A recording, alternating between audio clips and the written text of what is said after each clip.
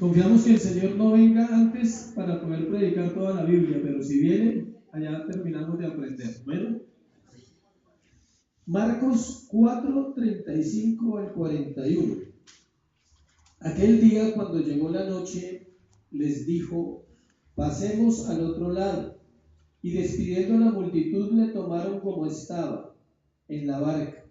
Y había también con él otras barcas, pero se levantó una gran tempestad de viento y echaba las olas en la barca, de tal manera que ya se anegaba. Y él estaba en la popa durmiendo sobre un cabezal.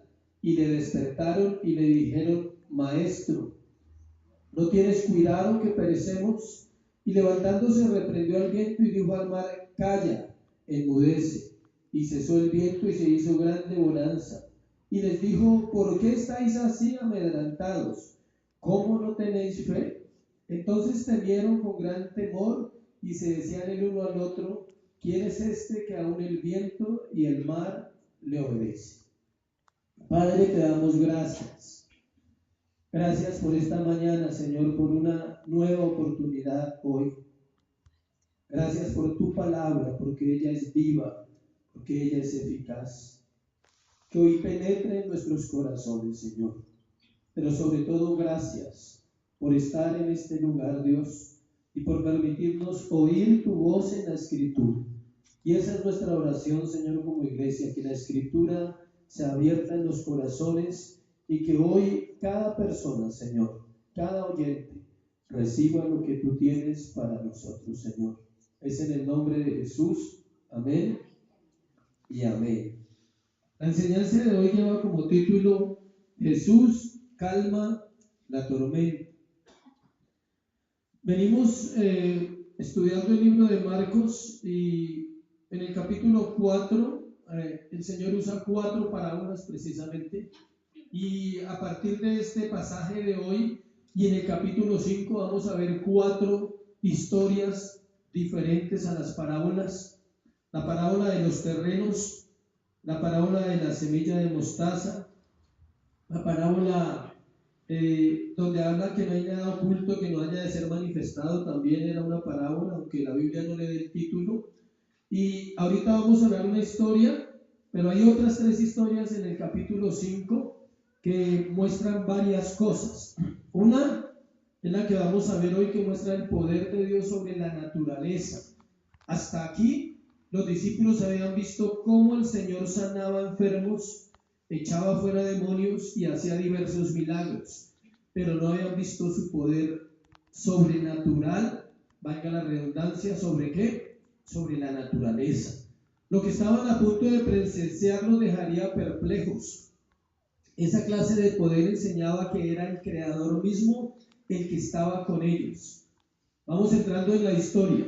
El Creador en la barca, el Creador cerca a sus discípulos. Recordemos lo que dice Colosenses 1, 15 y 17. No se lo voy a leer, se lo voy a parafrasear. Dice que todo fue creado por Él, en Él y para Él, que Él es la imagen del Dios invisible.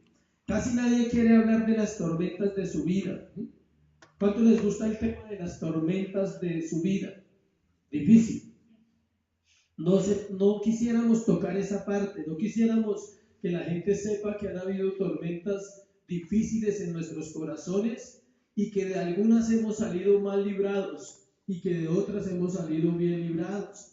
Preferimos dejarlas donde están si ya pasaron. Si las tormentas ya pasaron, pasan a ser ¿qué? Un recuerdo. Y uno a veces se ríe pensando en todos esos problemas de hace 20 años, ¿sí? Cuando la embarró y tuvo que pasar toda una vida para entender que esa tormenta en ese momento era parte de la vida. O tal vez hoy estamos enfrentando otro tipo de tormenta, pero tampoco queremos tocar el tema.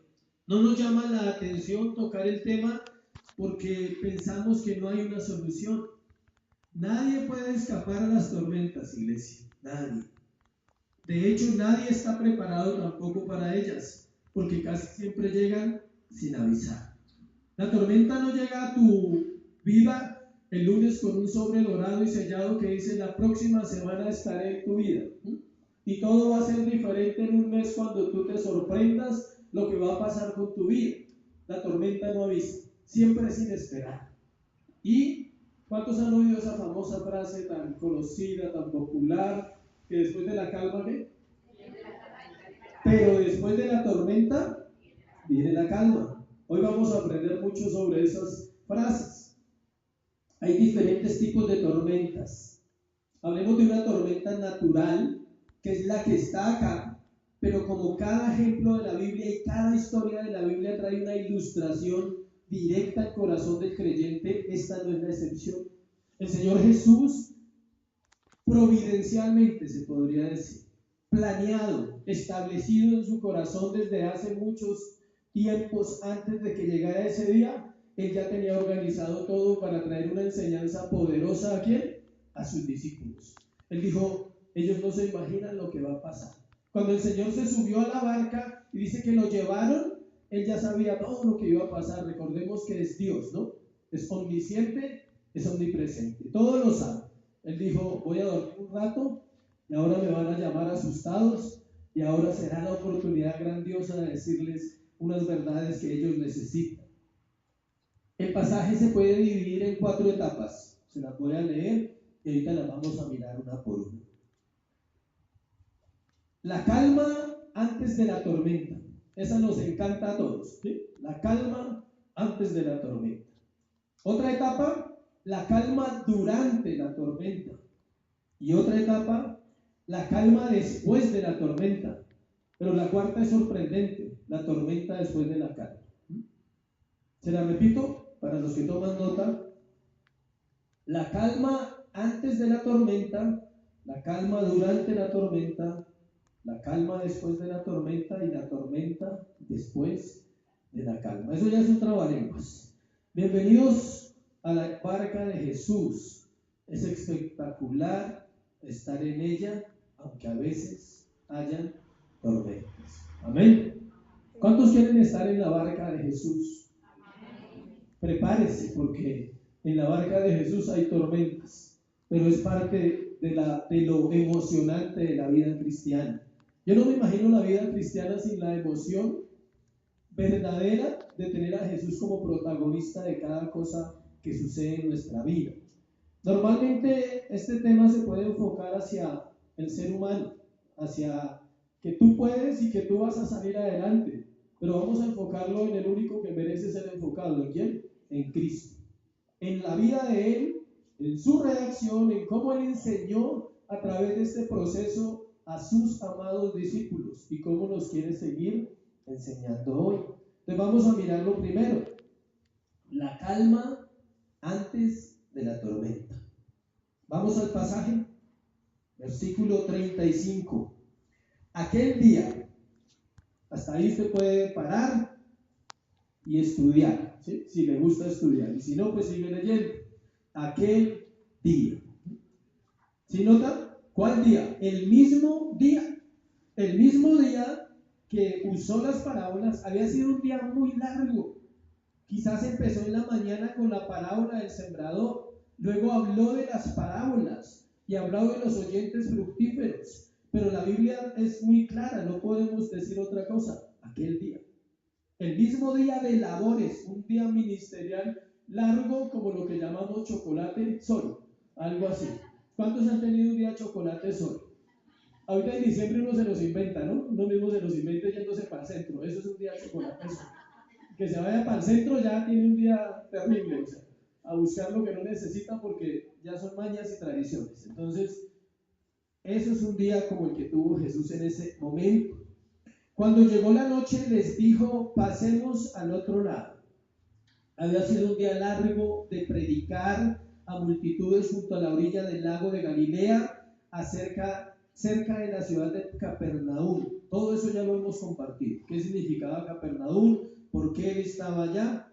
El Señor había estado enseñando en parábolas usando analogías como la de los terrenos, las lámparas, las semillas de mostaza y otras, con el fin de explicar poderosas verdades acerca del reino, y aunque la multitud no comprendía a sus discípulos, el Señor les declaraba ¿qué?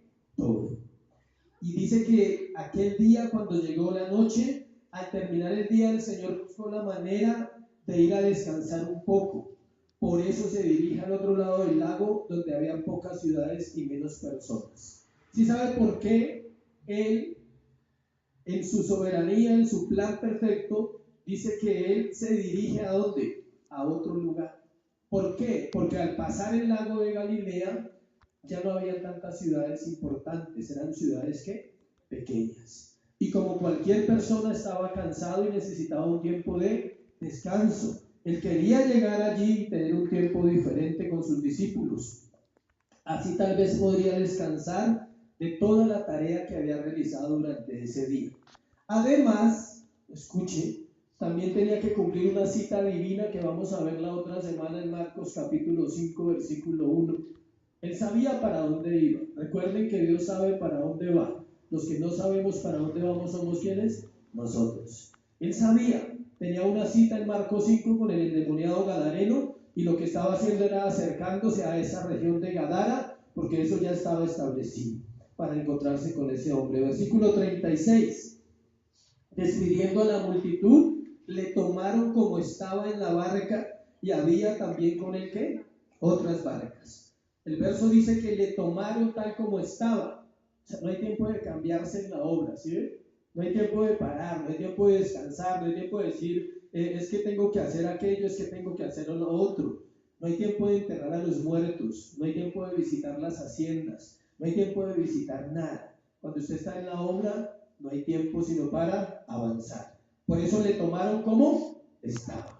¿Cuántos han trabajado un día de verdad? ¿Qué pasa? Se suda. La ropa a veces necesita un cambio, ¿sí? Como cuando usted llega a la casa y se cambia para venir a la iglesia, se lo agradecemos.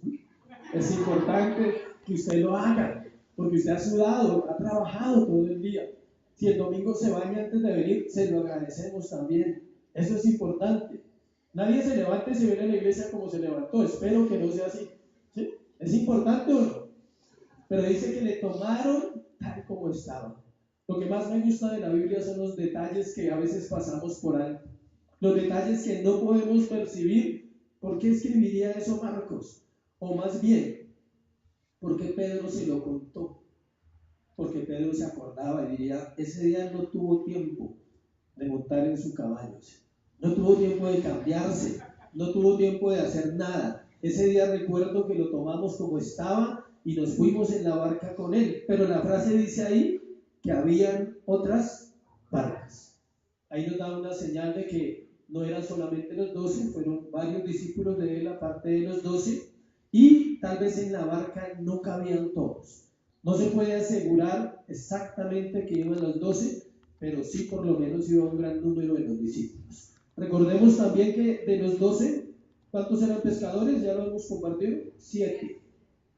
7 de los 12 discípulos eran ¿qué? Pescadores, expertos en el mar, toda la vida en el mar.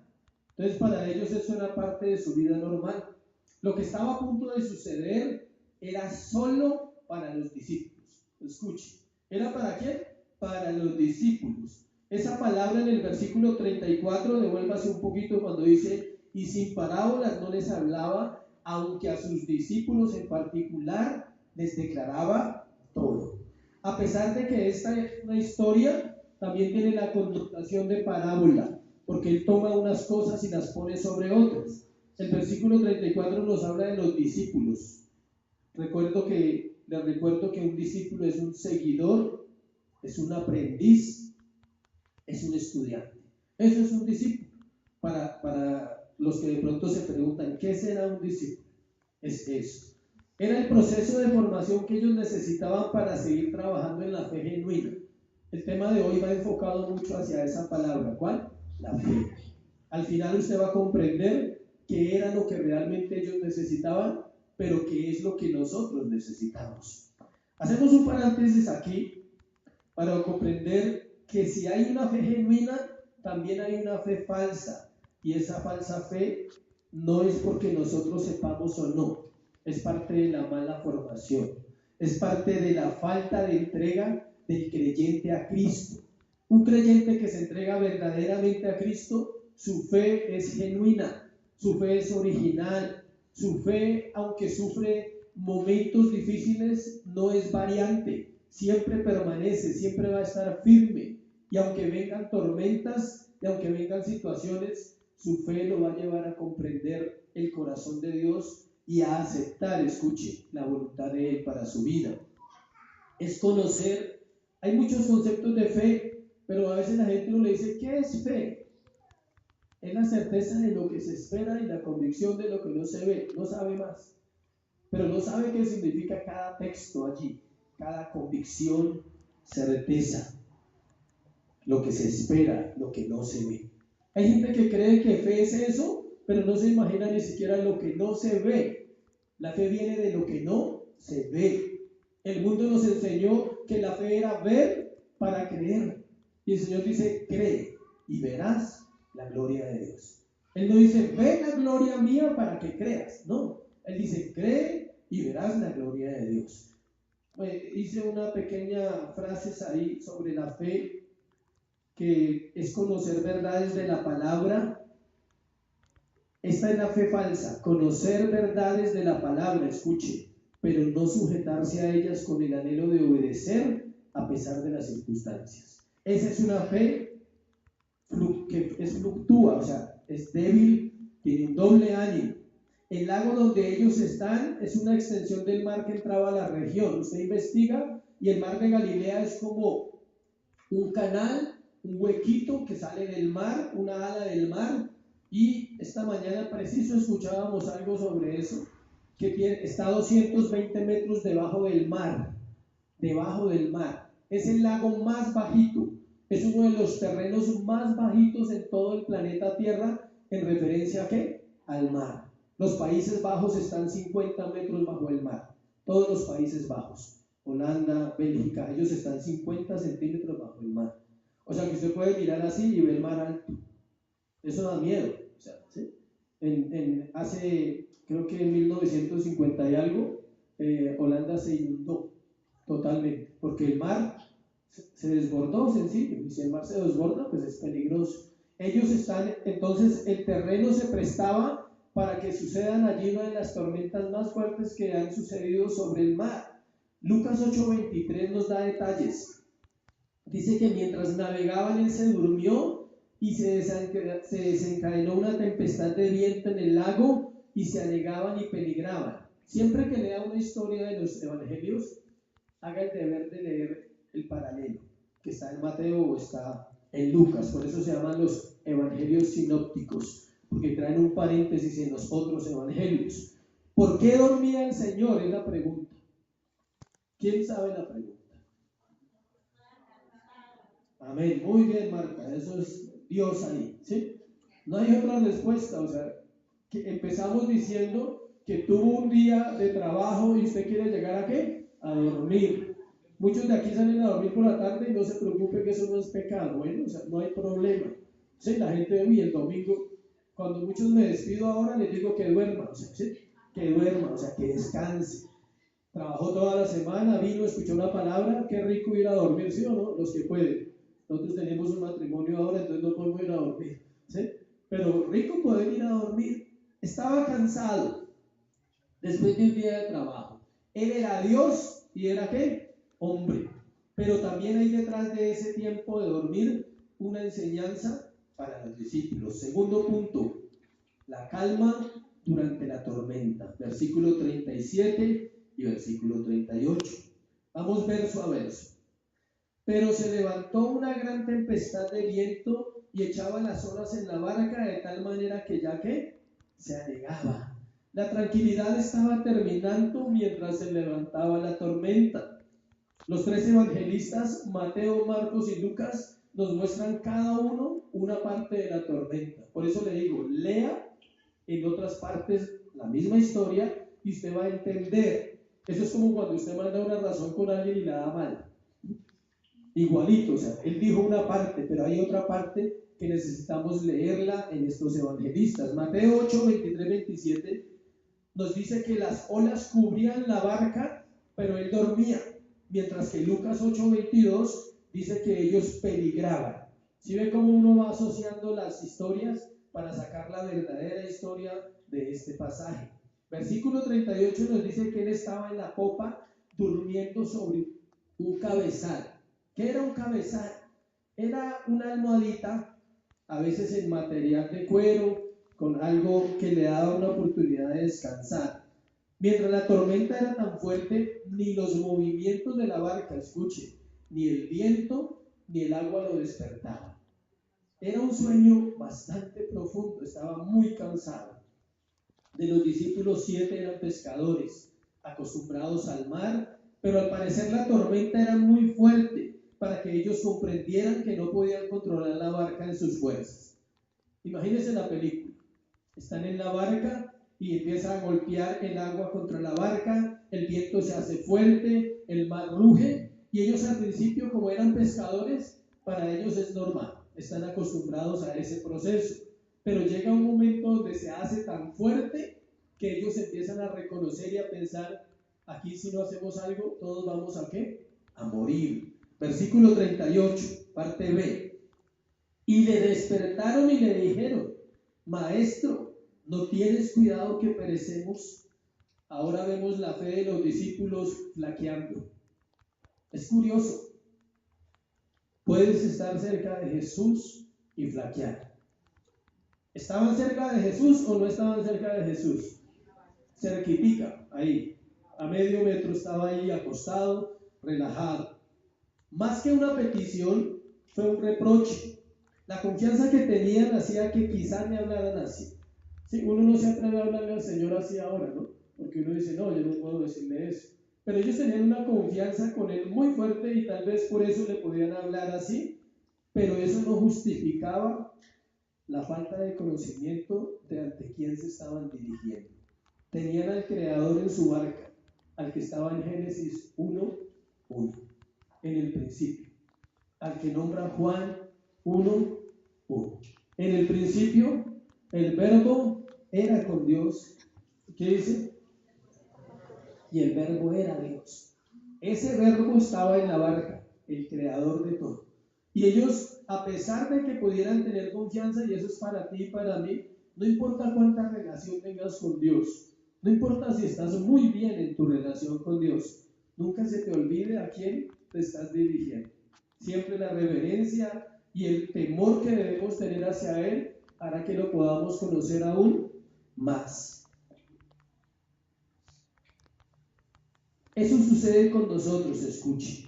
El no conocerle y el no saber quién es hace que nuestra confianza sea a medias y no total en su protección y en su amor para siempre. Él no dejará perder uno solo de sus hijos. Él peleará por nosotros, Él proveerá nuestras necesidades. Ellos olvidaron su fe en la palabra de Dios. Vamos a ver la palabra de Dios que los discípulos tenían. Era diferente a la que nosotros tenemos. Vamos a los Salmos. Capítulo Salmos 65, versículos 5 al 7.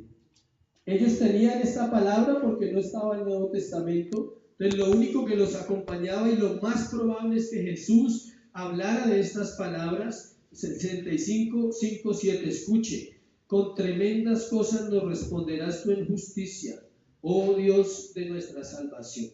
Esperanza de todos los términos de la tierra y de los más remotos confines del mar. Tú, el que afirma los montes con su poder, ceñido de valentía, el que sosiega el estruendo de los mares, el estruendo de sus ondas y el alboroto de las naciones. Los discípulos no habían leído los salmos o no los conocían y su fe no era genuina. ¿Cuántos saben que la Biblia es la única fuente de fe verdadera? No hay otra. Ellos tal vez no habían leído esto. Si hubieran leído esto, su corazón hubiera dicho, el que va durmiendo es el que sosiega los mares, no hay problema. El que está acostado ahí, aunque esté durmiendo, es el que tiene el poder para poner el límite al mar. Salmo 89:9. Salmo 89:9. Tú tienes dominio sobre la braveza del mar. Cuando se levante sus ondas, tú las sosiegas. ¿Sí ven? Otra vez ratifica que él tenía el poder en ese momento. Salmo 107, 23 en adelante. Salmo 107, del 23 en adelante. Los que descienden al mar en naves y hacen negocios en las muchas aguas, ellos han visto las obras de Jehová y sus maravillas en las profundidades, porque habló e hizo levantar un viento tempestuoso que encrespa sus ondas. Antes de seguir en el Salmo, la tormenta era ¿qué? Planeada. Escuché una frase curiosa. La gente no quiere entender, escuche. Y la iglesia necesita entender eso, que Dios está en medio de la tormenta. Es más, Él crea la tormenta para ti. ¿No te gusta esa noticia? No hay problema. Él sigue creando la tormenta para que el cristiano madure, para que el cristiano ¿qué? Aprenda, para que el cristiano pase en su carácter a ser formado como un verdadero creyente que no teme a las circunstancias. Ahí dice, por eso dice el alto ahí en el versículo 25, donde dice, porque habló e hizo levantar un viento tempestuoso. Él hace levantar cosas sobre la vida de los creyentes para Él traer enseñanzas que definitivamente van a marcar la vida de nosotros. Versículo 26, suben a los cielos y descienden a los abismos, sus almas se derriten con el mal, tiemblan y titubean como ebrios, y toda su ciencia es inútil. Entonces claman a Jehová en su angustia y lo libra de sus aflicciones. Cambia la tempestad en ¿qué? Sosiego, y se apaciguan sus ondas. Luego se alegran porque se apaciguaron, y así los guía al puerto que deseaban. Dios, para guiarnos al puerto seguro que nosotros necesitamos como creyentes, es obligatorio, iglesia, pasar por la tormenta. Si no quieres pasar por la tormenta, vas a llegar donde tú quieras llegar, no donde Dios te quiere llevar. Siempre queremos evitarlo, siempre queremos el atajo, siempre queremos evitar esa verdadera formación que Dios tiene. En respuesta a la desesperación de sus discípulos, entonces volvamos a Marcos. El Señor estaba a punto de dar cumplimiento delante de sus ojos a todos estos salmos. Y en respuesta a nuestra desesperación, escuchen, el Señor conserva su soberanía y poder absoluto sobre las circunstancias. Tercero, la calma después de la tormenta. Versículo 39, versículo 40. Estamos en Marcos 4 otra vez. Volvemos al texto. Y levantándose reprendió al viento y dijo al mar, calla, enmudece. Y cesó el viento y se hizo grande bonanza. Después de haber escuchado los frenéticos gritos de los discípulos, levantándose Jesús reprendió al viento y dijo al mar, calla y enmudece. Antes de continuar aquí en el texto, reconozcamos que después de toda tormenta hay un tiempo de calma, pero que pocas veces tenemos calma durante la tormenta, que es el tercer punto. Calma después de la tormenta. Amén. Es difícil tener esa calma, a veces antes, a veces durante y a veces ¿qué? Después. Noten la actitud de Jesús. Antes tenía el control. Durante, ¿qué estaba haciendo el Señor durante la tormenta? Durmiendo. O sea, no le estoy diciendo que se vaya a dormir en medio de la tormenta, no. O sea, espero que me explique. Estoy diciéndole que eso refleja su calma, su paz, su control, su poder. En la vida de nosotros no es igual. Nosotros casi siempre nos desesperamos en la tormenta, nos desesperamos en las circunstancias. Génesis 1, 9 a 10. Allí hay una palabra donde dice que el Cristo preencarnado le puso límites a los mares y con una sola orden Él estableció todo eso. Génesis 1, 9, 10. Dijo también Dios, júntense las aguas que están debajo de los cielos en un lugar y descúbrase lo seco, y fue así. Y llamó Dios a lo seco tierra, y a la reunión de las aguas los llamó ¿qué? Mares. Y vio Dios que ¿qué? Era bueno. Aquí hizo lo mismo con una sola orden, frenó las olas y restauró la calma en el lago. ¿Dónde radica la debilidad del creyente? En la falta de confianza en la palabra de Dios. ¿Por qué? Porque no tenemos el contacto suficiente con Él. Ayer hablaba con los jóvenes por la tarde y les decía, les preguntaba si oran y si leen la Biblia. Y algunos decían que oran y no leen mucho, y otros leen, pero no oran. Y les explicaba cómo es de importante las dos cosas. Si tú oras sin leer la Biblia, le repito, te vuelves una persona mística, que vives de emociones y de sensaciones. Y si tú lees la Biblia sin orar, te vuelves un religioso, un legalista. La Biblia dice tal cosa, pero tú no la vives. El equilibrio viene cuando tú oras y lees la palabra. ¿Qué hace eso? Escuche. La Biblia te lleva, trabaja en tu pensamiento, en tu interior, en tu mente. Y la oración trabaja en el corazón, en una experiencia diaria con Dios. La Biblia hace que yo tenga en qué pensar todo el día correctamente y contrarresta los pensamientos incorrectos y las obras de la carne que vive el cristiano diariamente. Y la oración trae pasión a mi corazón, trae devoción por Dios, trae el anhelo de volver a estar con Él al otro día. ¿Por qué? Porque recuerdo cómo oré, recuerdo que estuve con Él y mi vida va siendo transformada de gloria en gloria. Aquí había un problema ¿de qué? De fe. Ese es el problema de nosotros, de la mayoría de creyentes, y por eso vienen tantas tormentas y tantas batallas. Al igual que le dijo a un demonio, cállate, asimismo lo hizo con el mar y éste obedeció. Y es el mismo texto. Cuando usted lee la historia, cuando él mandó callar a un demonio y mandó callar el mar, usó la misma palabra en griego. Saber que Dios tiene el control es la base de nuestra confianza para no tener ninguna circunstancia, por difícil que ésta sea, y estar anclados en el que después de la tormenta vendrá la calma. Hechos 3:19 nos habla de una palabra que todos necesitamos en tiempos de la tormenta y que ayuda a que la calma sea real y no una calma falsa, donde se esconden los pecados. Hechos capítulo 3, versículo 19. Este texto, tómelo siempre para su vida y procure leerlo, aprendérselo. Hechos 3:19. Así que arrepentidos y convertidos, para que sean borrados vuestros pecados, para que venga de la presencia del Señor tiempos de refrigerio. ¿Cuántos quieren paz? Paz en medio de la tormenta, dice una canción. La paz es algo tan difícil de comprender en el ser humano, porque creemos que es ausencia de problemas, porque creemos que se logra cuando tenemos todo. No, ese no es el tipo de paz que Dios dice. Él dijo, mi paz os dejo, mi paz os doy. No os la doy como el mundo la da. Dijo, y en el mundo tendréis ¿qué? Aflicción. Confiad en mí, yo he vencido al mundo. Arrepentidos y convertidos. 2 pasos nomás. No pone 5 pasos, 7 pasos, 20 pasos para la prosperidad. No pone nada de eso. 2 pasos. Arrepentidos y convertidos. Esos 2 pasos son es la única forma de disfrutar de una verdadera paz en el corazón, la cual es dada por Dios en tiempo de crisis. Escuche, ¿en tiempo de qué? Crisis.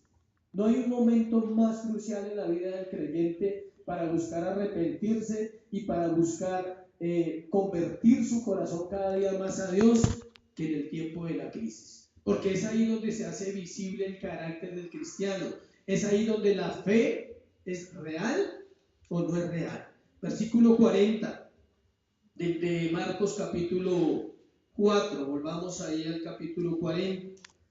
Dice el verso 40. Y les dijo, ¿por qué estáis así amedrentados? ¿Cómo no tenéis fe? Después de haber calmado la tormenta, el Señor se dirige a sus discípulos. ¿Para qué? Para corroborar la enseñanza que Él tenía para ellos y les hace esas 2 preguntas. Ahora el Señor los confronta con su tormenta.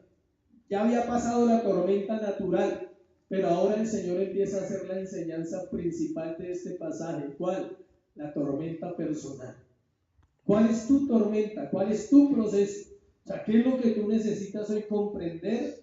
Que a pesar de que sea lo que sea, Dios tiene el control sobre la circunstancia.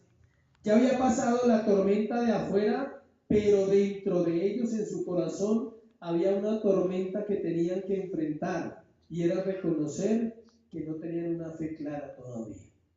El martes compartimos en el discipulado un tema que se llamaba, ¿cómo se llamaba? Como árboles que caminan, basado en la historia del ciego que Dios le abrió los ojos y le preguntó, ¿ves? Y él dijo, sí, yo veo. Y él dijo, pero veo la gente como árboles que caminan. Mientras el creyente vea la vida cristiana a medias, la va a ver como el ciego la veía, como árboles que caminan. Cuando tú ves la gente como árboles que caminan, nunca tendrás compasión de ellos, porque no los ves como almas, sino como árboles que caminan. Otra cosa, mientras tú veas a la gente como árboles que caminan, tú no tienes una visión clara. No está el concepto claro de la santidad, no está el concepto claro de la palabra, no está el concepto claro de el llamado para los que no tienen, no está el concepto claro de la adoración, y cada concepto es que a medias. Y todo lo que es a medias es mediocre. Medio cree. No lleva un proceso de entrega total, su corazón no es genuino. Ellos estaban en el proceso. ¿Cuánto tiempo cree que llevaba Jesús con ellos ahí? Aproximadamente 2 años, según uno hace los estudios. Él había predicado ya en otro lado, donde empezó, y allí llevaba 1 año, y ahorita va a volver otra vez a su último año de ministerio.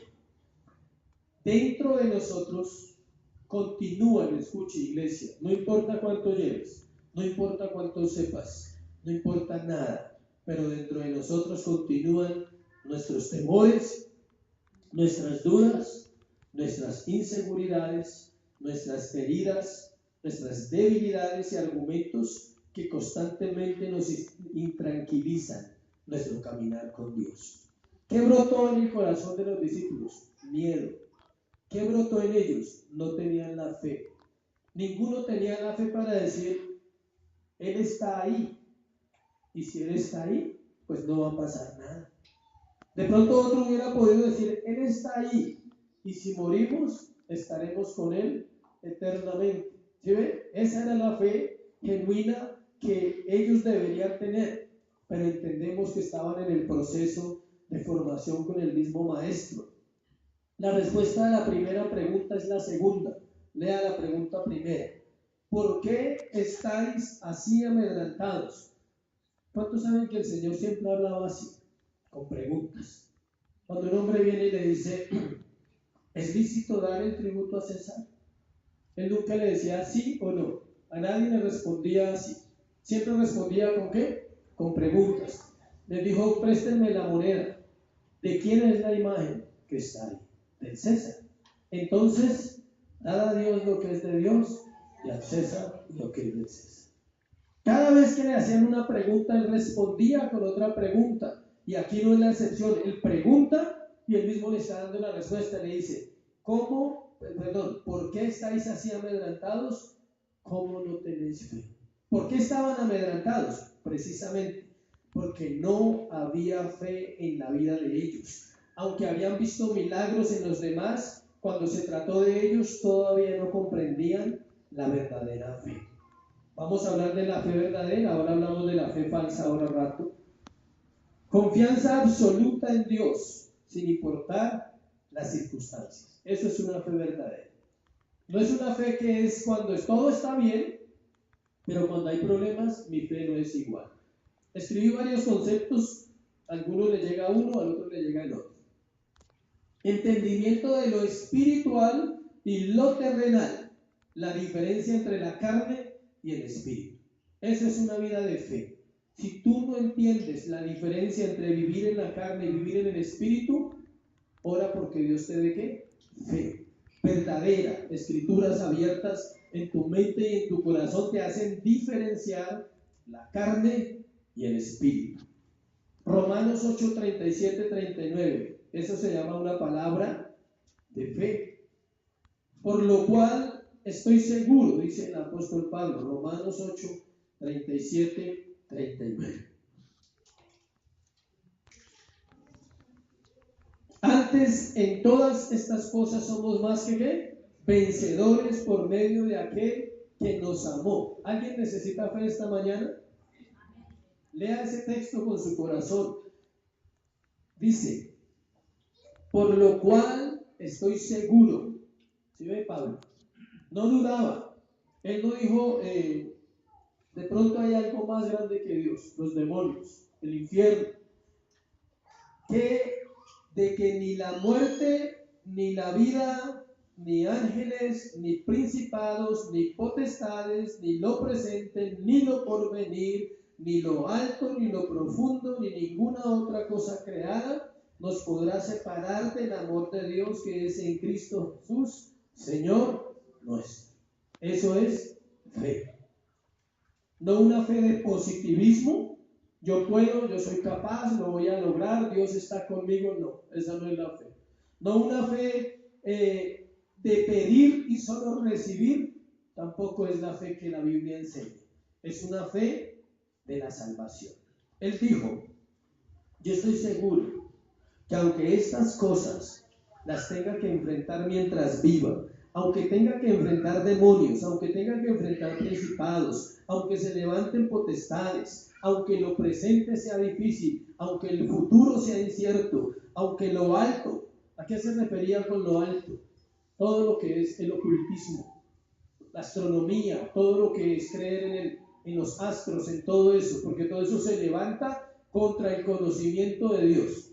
No para dañarnos, no nos puede dañar, daña nuestra fe, daña nuestro conocimiento de Dios. Y luego dice que lo bajo, lo profundo, todo lo que el hombre maquina interiormente en su corazón, dice, nada me podría separar del amor de Dios. Cuarto y último, la tormenta después de la calma.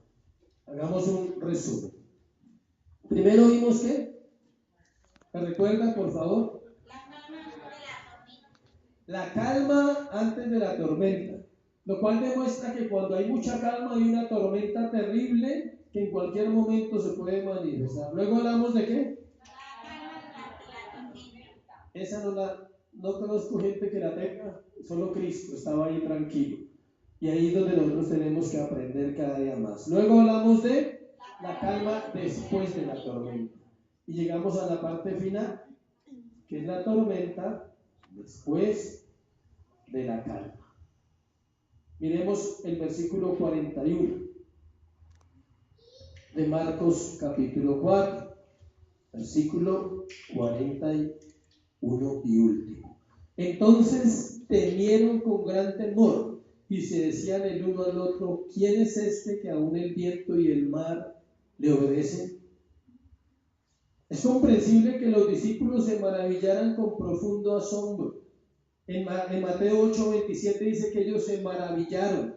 Ahora la tormenta en su corazón era que el creador de todo estaba en su barca. Y cuando sabes que el creador de todo está en tu barca, que es tu vida, es cuando realmente viven las tormentas más terribles de la vida, porque tenemos que enfrentar las cosas como son. Ellos están a punto de descubrir que la tormenta del mar y la tormenta del viento no era comparable con ahora estar al frente de la verdad viva, con aquel que con solo una mirada nos podía ¿qué? Descubrir. Eso me parece a mí terrible. Enfrentar a Jesús cara a cara y saber que su mirada te escudriña, saber que su mirada muestra tu pecaminosidad, saber que su mirada muestra mi debilidad y muestra mi necesidad. ¿Cuánto nos cuesta reconocer nuestra necesidad de Jesús? Siendo conocedores, estoy hablando. A veces es más fácil para alguien que no conoce y viene por primera vez a una iglesia a decir, yo le necesito. Cuando uno ya conoce el corazón, es engañoso, es muy engañoso, trabaja tanto, no a favor de Dios, sino a favor de ¿quién? De nosotros. Lo llamamos en una frase popular o muy conocida, sin anestesia. Eso es enfrentar a Dios sin anestesia, sin falsedades, sin atajos, sin mentiras, sin engaños. Eso desata otro tipo de tormenta en nuestra vida. ¿Quieres vivir así? ¿Quieres vivir con estas frases? Sin anestesia, sin falsedades, sin atajos, sin mentiras y sin engaños. Eso va a desatar una tormenta más terrible que la que ellos vivieron. ¿Cuál tormenta? Temor. Temor reverente a Dios. Miedo. No al castigo, escuche. No es miedo al castigo, porque el que teme al castigo no ha sido perfeccionado, dicen las Escrituras. No es un miedo al castigo, es un miedo a perder esa relación con Él. Es un miedo a perder lo importante que es que Él esté en mi vida.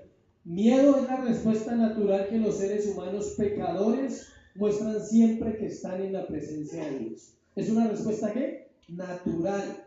Abraham reconoció que era polvo y ceniza, Génesis 18:27. Job respondió de la misma manera: de oídas te había oído, mas ahora mis ojos te ven y me vuelvo en polvo y en ceniza, dice, y me arrepiento. Job 42:5-6. Manoah, el padre de Sansón, dijo: ciertamente moriremos porque hemos visto a Dios. Jueces 13:22. Isaías dijo: ay de mí, que soy muerto, porque siendo hombre inmundo de labios, han visto mis ojos, ¿a quién?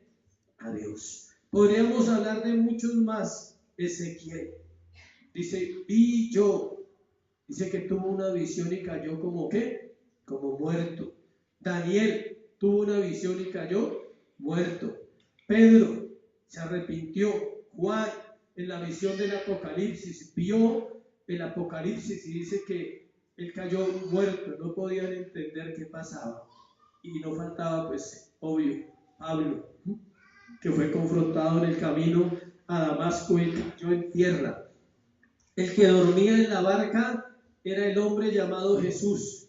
El que reprendió el mar y el viento era Dios, hombre llamado Jesús. ¿Se escuchó? El que dormía en la barca era el hombre llamado Jesús, cansado por un día de trabajo. El que reprendió el mar y el viento era Dios, el hombre llamado Jesús. El que tuvo hambre, el que tuvo sed cuando se acercó a la samaritana, era Jesús, el hombre. Y el que le dio de beber el agua de la vida era Dios, el hombre. ¿Llamado qué? Jesús. Tú y yo, ¿cuánto nos asombramos si Dios es real en nuestra vida o no? Esa es la esencia del cristianismo. No es solo el sermón, no es solo venir, sino cuánto te asombras diariamente con Él en tu relación. O sea, tienes una relación diaria cuando entras y cierras la puerta y puedes quebrantar tu corazón inmediatamente y puedes caer postrado y decirle: solo porque estás aquí es suficiente. Solo porque tú estás aquí mi corazón se puede quebrar realmente ante ti y puedo reconocer mi condición de ¿qué? De pecador. Es difícil vivir una vida cristiana sin el reconocimiento ante quién estamos y en quién es el que está guiando nuestra barca. Pero gracias a Dios, como dijo Pablo, por Jesucristo, porque podemos venir confiadamente al trono de la gracia y obtener oportuno socorro, que podemos arrepentirnos hoy y gozar de una comunión nueva cada día. ¿Con quién? Con Dios. Amén, iglesia. Ponte sobre tus pies y vamos a orar, a darle gracias a Dios por este tiempo. Y meditar. ¿Qué es meditar? Ahora que vayas a dormir, medita un poco también. O que vayas a comer o a descansar o a ver una película, no hay problema. Pero medita si estás dispuesto a vivir una tormenta bajo la verdad. La verdad trae más problemas que las mentiras, ¿sí saben? La mentira se oculta, la verdad no. No se pone la luz debajo de la mesa, se pone ¿dónde? Encima, para que ella alumbre. Entonces, vivir una vida de mentira es fácil, no necesitamos hacer nada, ya hemos vivido así muchos años. Pero vivir una vida de verdad demanda que estés expuesto a que te juzguen, a que te critiquen, a que te rechacen y a que muchos digan: no comparto su vida, no me interesa. Cristo comparte mi vida y es lo que siempre he anhelado, porque Él es el único digno. ¿Sí sabían de que un hombre o una mujer pueda postrarse y decirle: por ti es que vale la pena vivir? Cuando uno canta canciones, a veces no sabe lo que es y repite como el lorito, ¿sí? Porque todo el mundo repite. Pero la Biblia dice: cantemos ¿con qué? con inteligencia, con conocimiento, con entendimiento. El centro de todo es Jesús, ¿sí? De mi ser hasta el cielo es. El centro de todo es Jesús. Y eso debe ser Él para la iglesia y eso debe ser Él para ti y para mí hoy. Amén. El centro de tu tormenta, espero que no sea tu tormento, sino que sea tu tormenta, dejémoslo en femenino. No el adorado tormento como algunos piensan, sino una tormenta espiritual. Se avecina una tormenta espiritual para los cristianos. Esa es la buena noticia. Es la única que se le puede dar a las iglesias, no más. No se avecina nada bueno para la iglesia en los próximos años que queden, si quedan. Si quedan 10 o 20 o 30 años, solo se avecina crisis para las iglesias, sobre todo para las iglesias que prediquen el Evangelio. Crisis verdaderas, donde se van a ver claramente quiénes son los hijos de Dios y quiénes son los hijos del diablo. Y habrá una guerra entre los hijos de Dios y entre los hijos del diablo, porque cada uno querrá prevalecer con su Dios, pero nuestro Dios prevalecerá, dice la palabra, porque las puertas del infierno no prevalecerán contra la iglesia. Padre, gracias por tu palabra, Señor. Ella es vida, Señor, en nuestro corazón. Queremos orar, Dios, como oraban los hombres de la Biblia, Dios, diciéndote a ti. Vuelve a darnos vida, Señor, como iglesia. Vuelve a establecer tus principios en la congregación. Vuelve a establecer la palabra que no miente, Dios, la palabra que me sustenta en medio de la prueba, en medio de la crisis.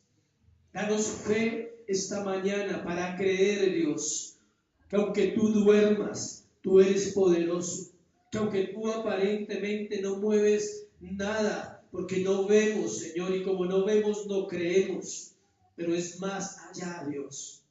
Eres el Dios sobrenatural de nuestra vida, el Dios que tiene el control sobre la vida y sobre la muerte, Señor, sobre el cielo y sobre el infierno, el Dios que estableció los principios para una vida de bendición, para una vida verdadera. Ese es nuestro Dios y a ti y solo a ti, Señor, adoramos esta mañana. Proclamamos tu nombre, Dios, en medio de la congregación, porque así dice la Biblia, que tu nombre sea anunciado en medio de los pueblos, que tu nombre sea reverenciado, Dios, por aquel que se llama creyente, por aquel que practica la fe, por aquel que lee una Biblia, que ora, que quiere establecer principios verdaderos en su vida, que no tiene miedo, Dios, y no quiere atajos, y no quiere falsedades, y no quiere engaños, quiere la verdad sin anestesia, como ella viene, Dios, real a nuestros corazones. Hoy enséñanos a vivir en medio de la tormenta llamada la verdad, Dios. Enséñanos a no negar la fe, y tómate un momento para examinar el corazón. ¿Cómo vives hoy?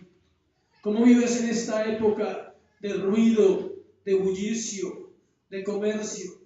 Una época que lo único que alimenta es la carne, no alimenta nada más.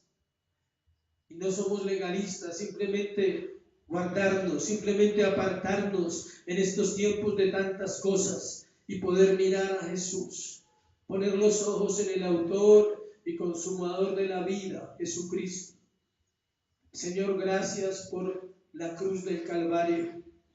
Dale gracias a Jesús hoy. Dale gracias a Dios. Dile, Señor, gracias por ir al madero por mí. Gracias por perdonar mi pecado, porque la Biblia dice que tú perdonaste mi pecado. Porque la Escritura enseña que si confesamos nuestros pecados, tú eres fiel y justo para perdonarnos y limpiarnos de toda maldad. Porque en la calma estás, pero también estás en la tormenta. Porque aunque todo parezca desfallecer, con todo yo me alegraré en mi Señor. Porque podemos clamar como el salmista dijo, hubiese yo desmayado, si no creyese que veré la bondad del Señor en la tierra de los vivientes. Y cuando me levantaré y estaré delante de ti, Señor, para contemplarte, para verte en tu hermosura, para inquirir en tu templo, Dios, para poder decirle a un pueblo, a una generación que te conocemos, Señor, pero que te conocemos en medio de la aflicción, en medio de la prueba, pero que también te podemos conocer en el gozo, en la alegría, en la satisfacción, en ver, Señor, la cosecha de lo que tú sabes que hemos sembrado en ti. Iglesia, es tiempo de alegrarse con Dios en amores, en medio de la prueba, en medio de la dificultad. Que nunca tu voz se calle, que nunca tu voz deje de adorarle, de exaltarle mañana tras mañana, día tras día, a pesar de las circunstancias. Esa es la vida de fe. Esa es la vida de fe que predicamos. Esa es la palabra de fe que debe ser desatada sobre el pueblo cristiano. Que en medio de la tormenta Él sigue siendo el Señor de nuestras vidas. Él sigue siendo soberano para tomar cada caso y hacer como Él quiera, para derramar gracia, para derramar misericordia, porque su brazo no se ha cortado, dice la palabra, y aún está extendido para bendecir a un pueblo que se acerque a Él en humildad, en un clamor genuino cada día. Señor, te doy gracias por todo lo que estás haciendo en este lugar. Oro por cada uno de los que están aquí, Señor, porque Cristo crezca en nuestros corazones, Dios, porque Cristo se ha revelado en lo sencillo de la vida, en cualquier cosa que hagamos, en un viaje, en una salida, Dios, en una bebida, en comer, en disfrutar esta vida, pero que nunca, Señor, nunca olvidemos que tú estás ahí en la barca, siempre estás ahí, Señor. Aunque estés durmiendo, aunque aparentemente estás quieto, tienes el control de todas las cosas. Ayúdanos a comprender eso esta mañana, en el nombre de Jesús. Gracias, Señor, por este tiempo. Amén. Y amén. Daré un aplauso a Jesús.